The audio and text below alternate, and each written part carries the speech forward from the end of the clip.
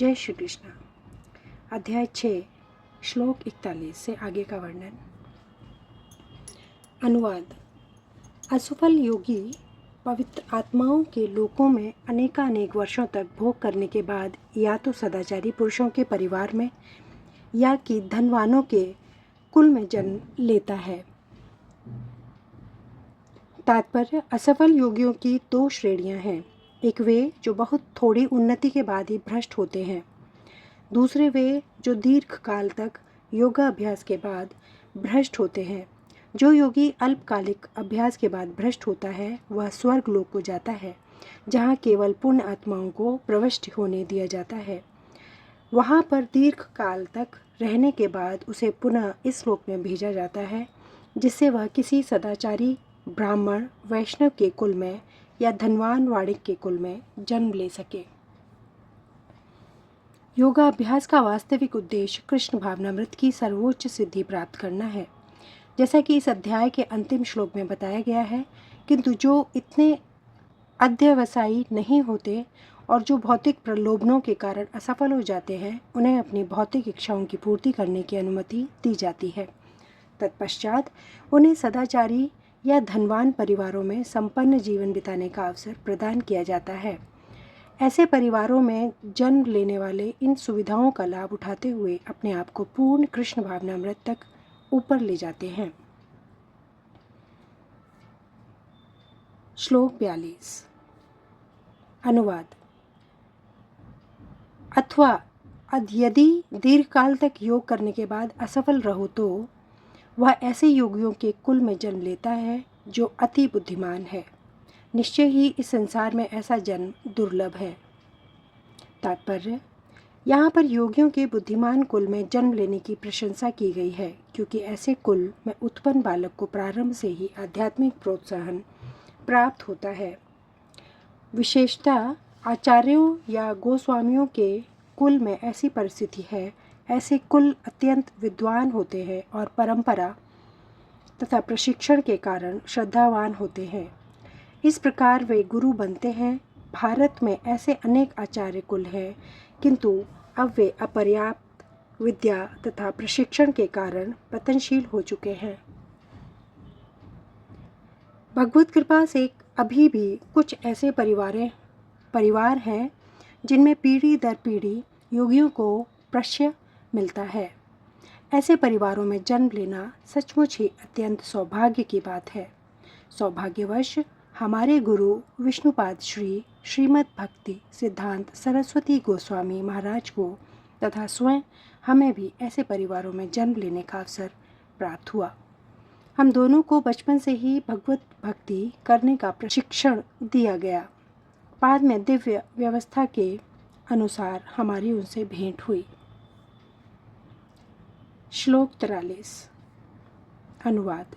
हे गुरुनंदन, ऐसा जन्म पाकर वह अपने पूर्व जन्म की दैवी चेतना को पुनः प्राप्त करता है और पूर्ण सफलता प्राप्त करने के उद्देश्य से वह आगे उन्नति करने का प्रयास करता है। तात्पर्य, राजा भरत जिन्हें तीसरे जन्म में उत्तम ब्राह्मण कुल में जन्म लिया, पूर्व दिव्य चेतना की पुनः प्राप्ति के लिए उत्तम जन्म के उदाहरण स्वरूप हैं। भरत विश्व भर के सम्राट थे और तभी से यह लोक देवताओं के बीच भारतवर्ष के नाम से विख्यात है।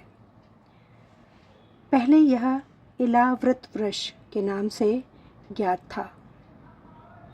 भरत ने अल्पायु में ही आध्यात्मिक सिद्धि के लिए संन्यास ग्रहण कर लिया था, किंतु वे सफल नहीं हो सके। अगले जन्म में उन्हें उत्तम ब्राह्मण कुल में जन्म लेना पड़ा और वे जड़ भरत कहलाए, क्योंकि वे एकांतवास करते थे तथा किसी से बोलते न थे।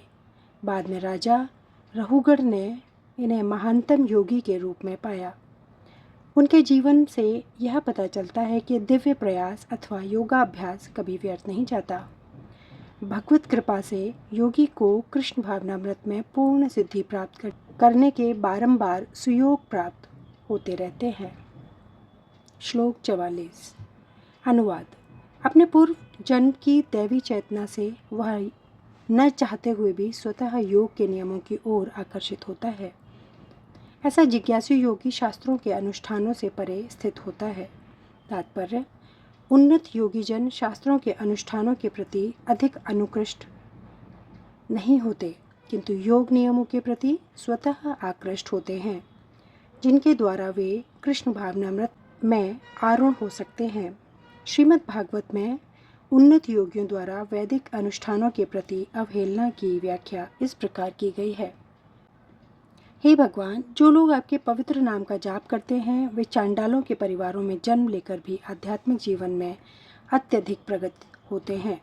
ऐसे जपकर्ता निसंदेह सभी प्रकार के तप और यज्ञ कर चुके होते हैं, तीर्थ स्थानों में स्नान कर चुके होते हैं और समस्त शास्त्रों का अध्ययन कर चुके होते हैं। इसका सुप्रसिद्ध उदाहरण भगवान चैतन्य ने प्रस्तुत किया, जिन्होंने ठाकुर हरिदास को अपने परम प्रिय शिष्य के रूप में स्वीकार किया।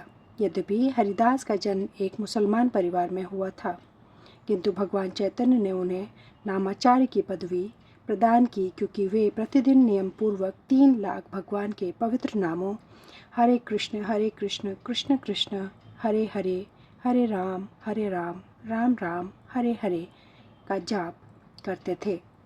और चूंकि वे निरंतर भगवान के पवित्र नाम का जाप करते रहते थे, अतः यह समझा जाता है कि पूर्व जन्म में उन्होंने शब्द ब्रह्म नामक वैदिक वर्णित कर्म कांडों को पूरा किया होगा। अतएव जब तक कोई पवित्र नहीं होता तब तक कृष्ण भावनामृत के नियमों को ग्रहण नहीं करता या भगवान के पवित्र नाम हरे कृष्ण का जाप नहीं कर सकता। श्लोक 45 अनुवाद।